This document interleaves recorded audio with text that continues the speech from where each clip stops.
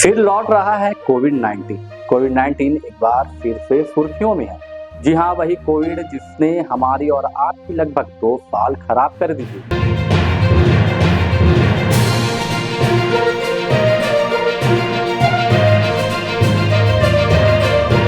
नमस्कार, मैं सोनू और आप देख रहे हैं द एसपी प्रेस। कोविड-19 एक ऐसी बीमारी जिसका नाम अभी भूला ही नहीं जा सकता, उसने एक बार फिर दस्तक दे दी है।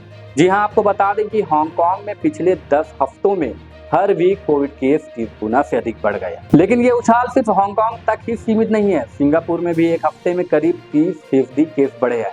चीन और थाईलैंड से भी कोविड के बढ़ते मामलों की रिपोर्ट सामने आ रही है। हांगकांग ने 10 मई 2025 को खत्म हुए हफ्ते में कुल 1042 कोविड केस रिपोर्ट किए। उससे पिछले हफ्ते ये आंकड़ा 972 था। मार्च की शुरुआत में यहाँ हफ्ते के सिर्फ 33 केस थे, यानी मार्च से लगातार केस बढ़ते जा रहे हैं।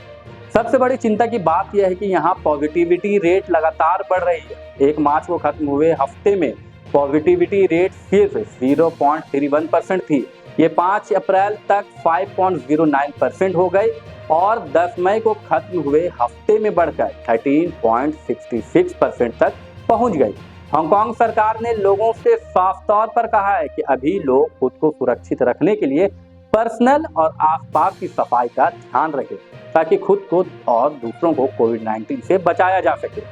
सिंगापुर में कोविड के 27 अप्रैल को खत्म हुए हफ्ते में 11,100 थे, जो 3 मई के हफ्ते में बढ़कर 14,200 हो गए, यानी एक हफ्ते में करीब 30% का उछाल।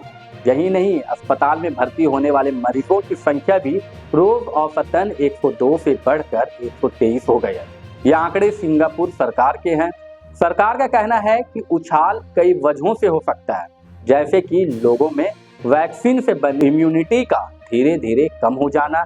इस वक्त सिंगापुर में जो कोविड वेरिएंट सबसे अधिक फैल रहे हैं वह है LF7 और NB1.8। दोनों JN.1 वेरिएंट की ही अगली पीढ़ी है। ध्यान देने वाली बात यह है कि JN.1 वेरिएंट ही मौजूदा कोविड वैक्सीन बनाने में इस्तेमाल हुआ था। अब देखना यह होगा कि क्या कोविड फिर से हमारी परेशानी का कारण बनेगा या हम सुरक्षित रहेंगे। इसलिए बढ़ते कोविड और गर्मी को देखते हुए अपने स्वास्थ्य का ध्यान रखें और सफाई बनाए रखें। धन्यवाद।